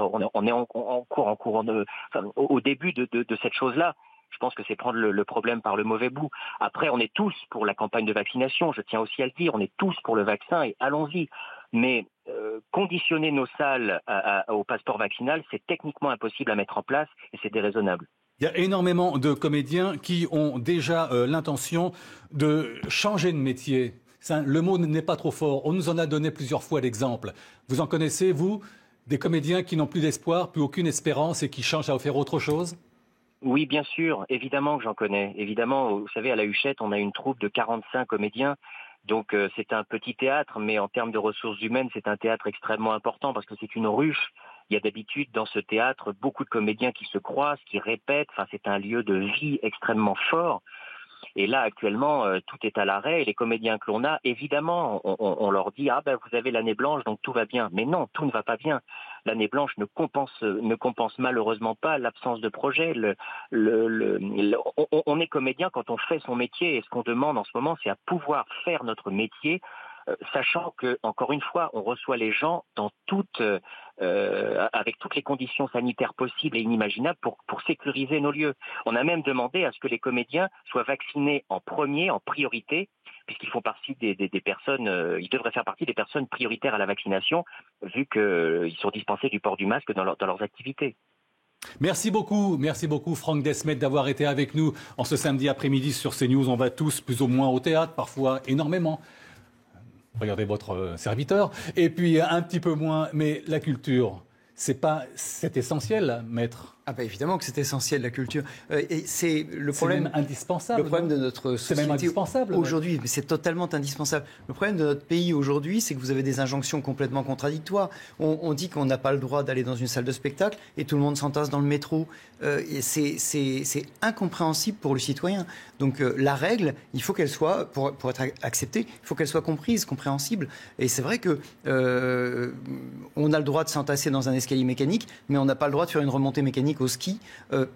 Quel est le sens de tout ça ? Voilà, quel est le sens ? Et je pense que on pêche par manque de bon sens dans l'ensemble des injonctions qui nous sont données sur le plan sanitaire. Merci à vous 4 d'avoir été autour de la table de ce samedi après-midi à CNews. Dans quelques instants, on reparlera bien sûr du couvre-feu avec cette question récurrente.